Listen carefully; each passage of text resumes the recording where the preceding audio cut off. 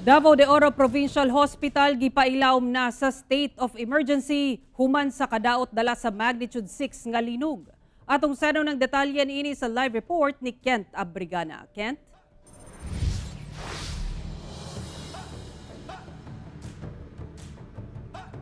Sara nakadaot ang pipila ka mga hospital equipment sa Davao de Oro Provincial Hospital sa Monte Vista. Hinungdan nga gipailawom kini sa state of emergency. Samtang posible usab nga ipailawom sa state of calamity ang Monte Vista tungod sa kadaot dala sa linog.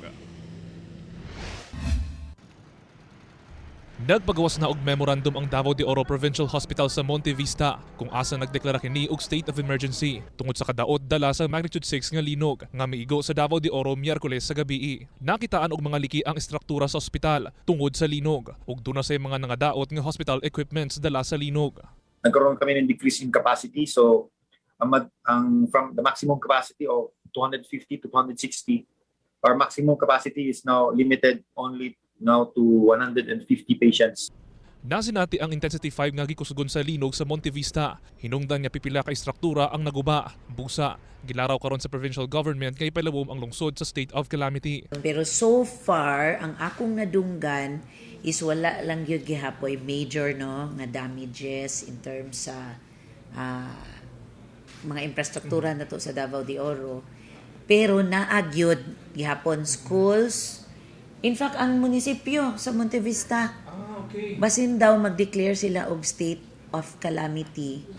Kay murag, initially, dili sila pabalikon dito.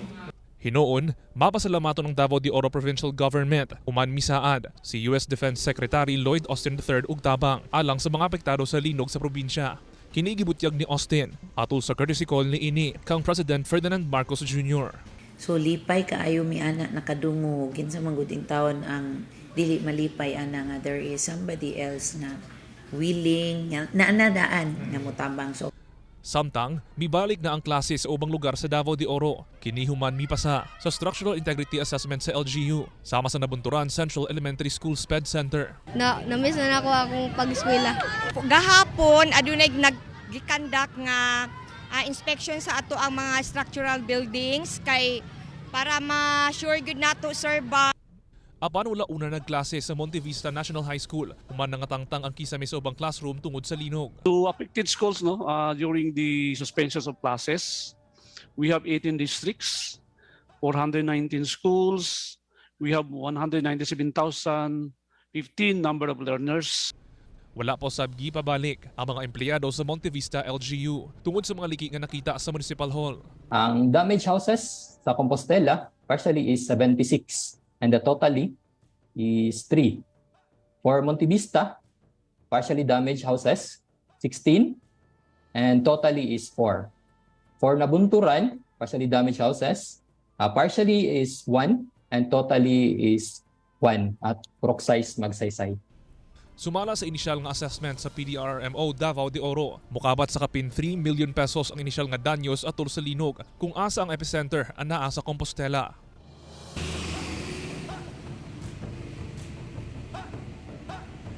Sara nakasinati og mga aftershocks ang Davao de Oro kaganihang buntag ug nabati kini sa pipila ka mga tulunghaan. Busa gipapauli usab ang mga estudyante. Sumala sa FIVOX duna na sila natala nga 700 aftershocks sa pagkakaron. Sara. Okay, dagang salamat, Kent Abrigana.